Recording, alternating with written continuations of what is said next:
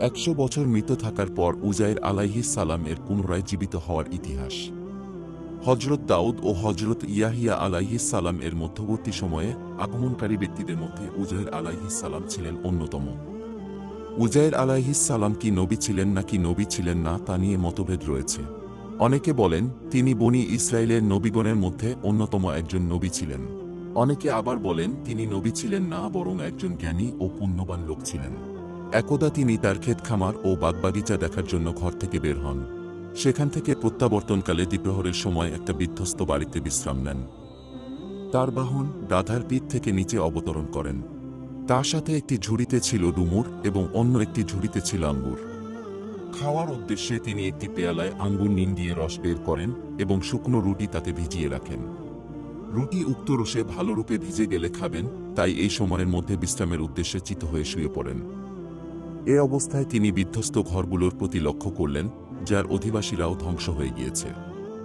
তিনি অনেকগুলো পুরাতন হাড় দেখতে পেয়ে মনে মনে ভাবলেন, মৃত্যুর পর আল্লাহ কিরূপে এগুলোকে জীবিত করবেন। আল্লাহ যে জীবিত করতে পারবেন এতে তার আদৌ কোনো সন্দেহ ছিল না। এই কথাটি তিনি কেবল অবাক বিস্ময়ের সাথে ভেবেছিলেন। অতঃপর আল্লাহ মৃত্যুর ফেরেশতাকে পাঠিয়ে তার রূহ কবজ করান এবং 100 বছর পর্যন্ত মৃত অবস্থায় রেখে দেন। 100 বছর পূর্ণ হলে আল্লাহ উজাইর আলাইহিস সালাম এর নিকট ফেরেশতা পাঠিয়ে দেন। ফেরেশতা এসে উজাইর আলাইহিস সালাম এর অন্তর ও চক্ষুদ্বয় জীবিত করলেন, যাতে কিভাবে আল্লাহ মৃতকে জীবিত করবেন তা স্বচক্ষে দেখেন ও অন্তর দিয়ে উপলব্ধি করেন।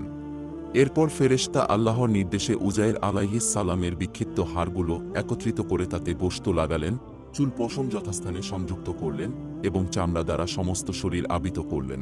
সবশেষে তার মধ্যে রূহ প্রবেশ করালেন। উজাইর আলাইহিস সালাম উঠে বসলেন।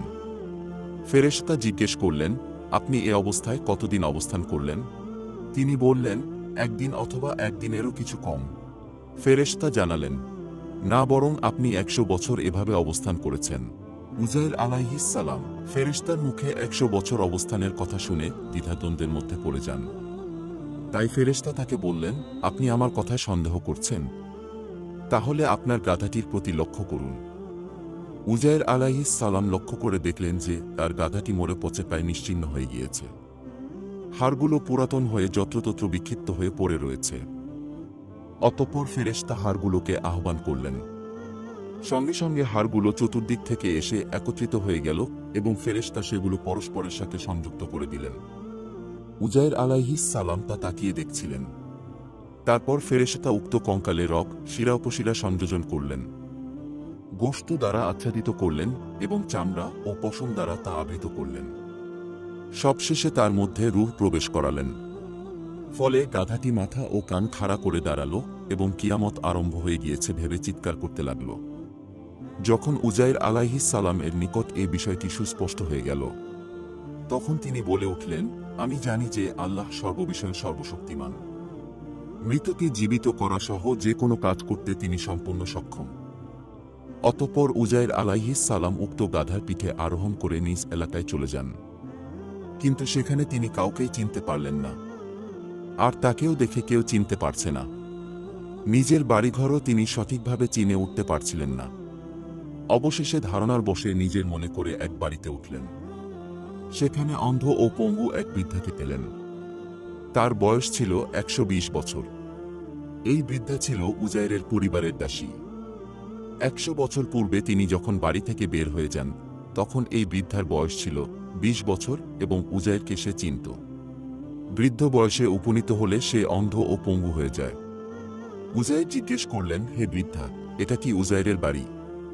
বৃদ্ধা বলল, হ্যাঁ, এটা উজাইরের বাড়ি। বৃদ্ধা মহিলাটি কেঁদে ফেলল এবং বলল, এতগুলো বছর কেটে গেল, কেউ তার নামটি উচ্চারণও করে না, সবাই তাকে ভুলে গিয়েছে। উজাইর নিজের পরিচয় দিয়ে বললেন, আমি সেই উজাইর। আল্লাহ আমাকে 100 বছর মৃত অবস্থায় রেখে পুনরায় জীবিত করেছেন। বৃদ্ধা বলল, কি আশ্চর্য! আমরাও তো তাকে 100 বছর পর্যন্ত পাচ্ছি না, সবাই তার নাম ভুলে গিয়েছে, কেউ তাকে স্মরণ করে না। তিনি বললেন, আমি সেই উজাইর। বৃদ্ধা বলল, আপনি যদি সত্যিই উজাইর হন তাহলে উজাইরের দোয়া আল্লাহ কবুল করতেন। কোন রোগী বা বিপদগ্রস্তের জন্য দোয়া করলে আল্লাহ তাকে নিরাময় করতেন এবং বিপদ থেকে মুক্তি দিতেন। সুতরাং আপনি আমার জন্য দোয়া করুন, আল্লাহ আমার দৃষ্টিশক্তি ফিরিয়ে দিলে আপনাকে দেখব এবং আপনি উজাইর হলে আমি চিনব। তখন উজাইর দোয়া করলেন এবং বৃদ্ধার চোখে হাত বুলিয়ে দিলেন। এতে তার অন্ধত্ব দূর হয়ে গেল। তারপর তিনি বৃদ্ধার হাত ধরে বললেন, আল্লাহর হুকুমে তুমি উঠে দাঁড়াও। সাথে সাথে সে উঠে দাঁড়ালো। তারপর উজাইরের দিকে তাকিয়ে দেখে বলে উঠল, আমি সাক্ষ্য দিচ্ছি আপনিই উজাইর। এরপর ওই বৃদ্ধা বনি ইসরায়েলের মহল্লায় চলে গেল। সে দেখল তারা এক আসরে জমায়েত হয়েছে। সে আসরে উজাইরের এক বৃদ্ধ পুত্র উপস্থিত ছিল, যার বয়স 118 বছর। পুত্রদের পুত্ররাও সেখানে উপস্থিত ছিল। তারাও আজ বৃদ্ধ।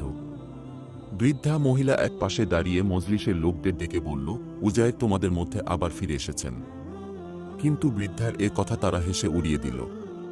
তারা বলল, তুমি মিথ্যুক। বৃদ্ধা নিজের পরিচয় দিয়ে বলল, আমি অমুক, তোমাদের বাড়ির দাসী। উজাইর এসে আমার জন্য আল্লাহর নিকট দোয়া করেছেন। তিনি আমার দৃষ্টিশক্তি ফিরিয়ে দিয়েছেন এবং পঙ্গু পা সুস্থ করে দিয়েছেন। উজাইর বলেছেন, আল্লাহ তাকে 100 বছর মৃত অবস্থায় রেখে আবার জীবিত করে দিয়েছেন। এ কথা শোনার পর লোকজন উঠে উজাইরের বাড়িতে গেল এবং তাকে ভালো করে দেখল। উজাইরের বৃদ্ধ পুত্র বলল, আমার পিতার 2 কাঁধের মাঝে একটি কালো তিল ছিল। সুতরাং সে কাঁধের কাপড় উঠিয়ে তিল দেখে তাকে চিনতে পারল এবং বলল, ইনিই আমার পিতা উজাইর। তখন বনি ইসরায়েলের লোকজন উজাইরকে বলল, আমরা শুনেছি আপনি ব্যতীত অন্য কোনো লোকের তাওরাত কিতাব মুখস্থ ছিল না। এদিকে বুখতনসর এসে লিখিত তাওরাতের সমস্ত কপি আগুনে জ্বালিয়ে দিয়েছে। একটি অংশও অবশিষ্ট নেই। সুতরাং আপনি আমাদের জন্য একখানা তাওরাত লিখে দিন। বুখতনসরের আক্রমণকালে উজাইরের পিতা তাওরাতের একটি কপি মাটির নিচে পুঁতে রেখেছিলেন। কিন্তু সেই স্থানটি কোথায় উজাইর ব্যতীত আর কেউ তা জানত না। সুতরাং তিনি উপস্থিত লোকদেরকে সাথে নিয়ে সেই স্থানে গেলেন এবং মাটি খুঁড়ে তাওরাতের কপি বের করলেন। কিন্তু এতদিনে তাওরাতের পাতাগুলো নষ্ট হয়ে সমস্ত লেখা মুছে গিয়েছে। এরপর তিনি একটি বৃক্ষের নিচে গিয়ে বসলেন। বনি ইসরায়েলের লোকজনও তার পাশে গিয়ে ঘিরে বসল। কিছুক্ষণের মধ্যে আকাশ থেকে 2টি নক্ষত্র এসে তার পেটের মধ্যে প্রবেশ করল। এতে গোটা তাওরাত কিতাব তার স্মৃতিতে ভেসে উঠল। তখন বনি ইসরায়েলের জন্য তিনি নতুনভাবে তাওরাত লিখে দিলেন। এ সকল কারণে অর্থাৎ নক্ষত্রদ্বয়ের অবতরণ, তাওরাত কিতাব নতুনভাবে লিখন ও বনি ইসরায়েলের নেতৃত্ব গ্রহণের কারণে ইহুদিদের একদল পথভ্রষ্ট লোক উজাইরকে আল্লাহর পুত্র হিসেবে আখ্যায়িত করে। নাউজুবিল্লাহি মিন জালিক। আজকের ভিডিও এই পর্যন্তই। দ্রুতই আরও আকর্ষণীয় কিছু বিষয় নিয়ে হাজির হব আমরা। আপাতত বিদায়।